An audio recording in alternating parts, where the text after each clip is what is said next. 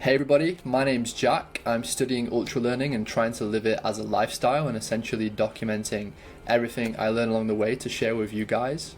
In this video, we're going to speak about how important it is to have a good group of people around you when you're pursuing any ambitious goal. So let's get into it. So why am I even deciding to speak about this topic? And the answer is quite straightforward. Last weekend, I could not muster up the energy to even make this video. I was fried, and I didn't really know why. I didn't know if it was because I'd been working too much. I didn't know if it was because I wasn't sleeping very well or eating very well, and I was contemplating this question of why was I burned out. And I actually came to the conclusion that it wasn't because of any of those things. It was actually because I hadn't been spending enough time with people, and especially high quality people. Now you're probably thinking, well, yeah, that's obvious. Why would you not want to spend time with high quality people? Isn't that obvious? And the answer is yes, I guess so. But I think that sometimes we all fall victim to the fact that we are our own worst enemy.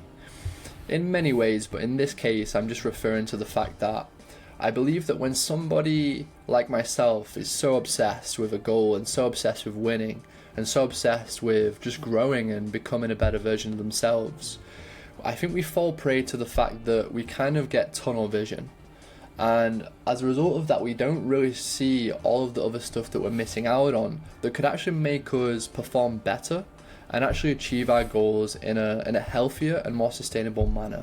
The interesting thing about learning this and integrating this into your life is that you actually will be able to perform better in the sense that you will be re-energized. You actually have more energy to actually devote yourself to your purpose and devote yourself to your mission to succeed.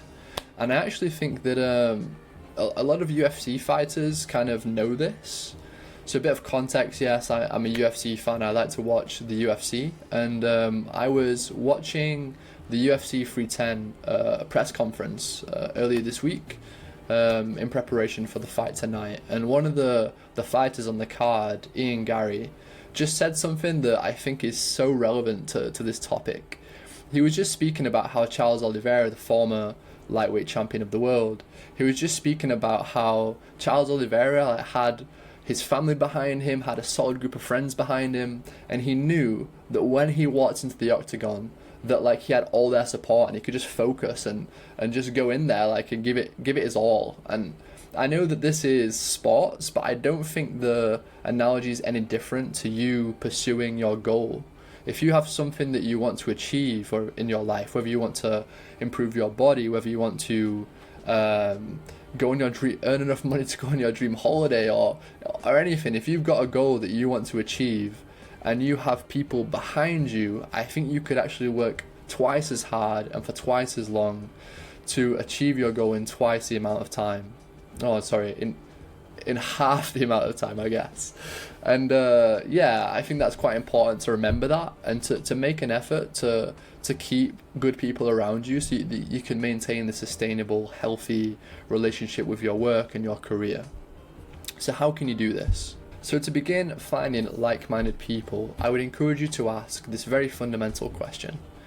Will I be able to find such people in person, so locally, online, or in both places? And the reason I encourage you to ask this question is because it will just change the way you approach meeting and making relationships with people that are like-minded. So if you have access to people locally, perhaps you live in a city where there's normally a lot of stuff going on, it will be a lot easier for you to meet like-minded people, in my opinion. And you could do this by first just figuring out what you're interested in and then pursuing that in some way. So maybe you like football, you could join a five-a-side team, or maybe you like art. Maybe there are a couple of art events in the city where you can meet like-minded people. And this is good because it's very much well known that interests are one aspect of our personality that allow us to bond and connect with people and begin building deep, lasting relationships with them. So that's a good place to start. Another thing you could do too, maybe you already have a good set of friends, but maybe the intention around the friendship isn't so clear. So what I mean by that is maybe you could actually reach out to one of your friends and say, hey, Jack, I have this goal I want to meet, and I'd love for you to like help me achieve this goal, and I'd love to help you achieve your goal. So maybe we could meet up regularly, just check in with each other, and then at the end of our conversation, maybe we could just speak about our goals and just speak about any difficulties we've been having and just help each other grow and succeed.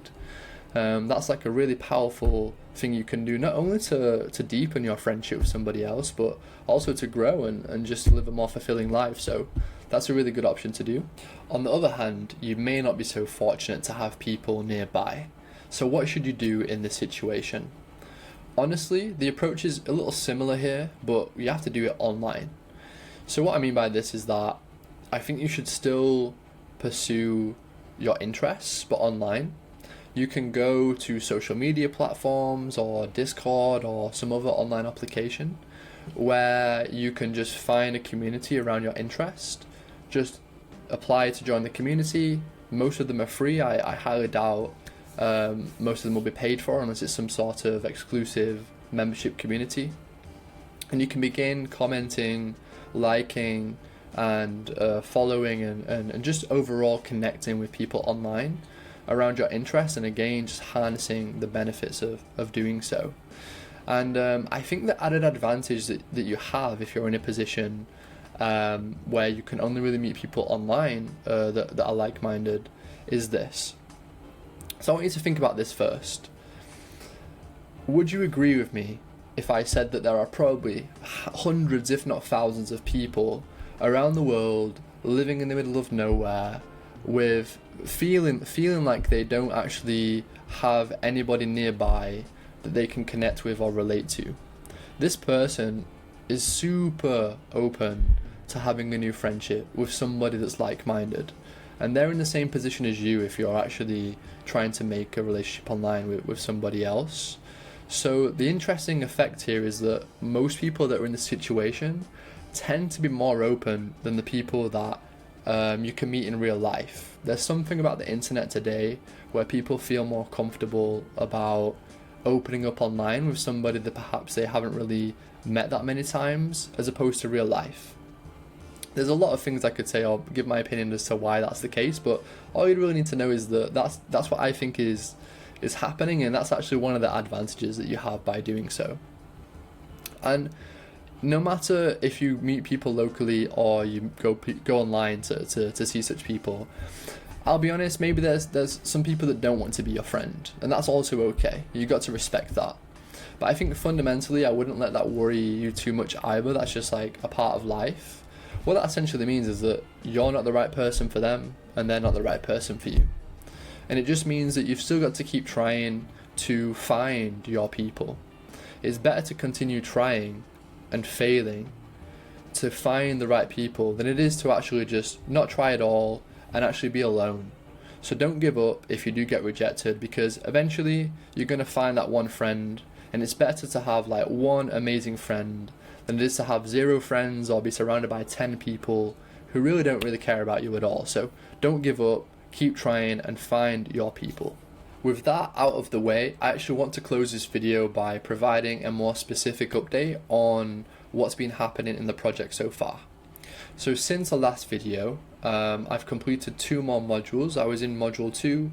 I've just completed module 4 of the business statistics specialization, which means I have 1 more left. And this is actually the project. So I'll be able to apply all of the knowledge, skills and experience that I've gained so far to a real life project and then share what I learned with you. So I'm really excited about that. Unfortunately, this won't be happening this week. I will make a video next week, but my focus this week is actually on something else. My father has asked me to create a presentation about AI and pitch AI to his boss at work. So that's my focus this week. I want to iron that out, practice, do a great job, and yeah, I'll share with you guys how that presentation goes. So thanks for listening. Tune in for another Ultra Learning video next week, and have a great week, guys.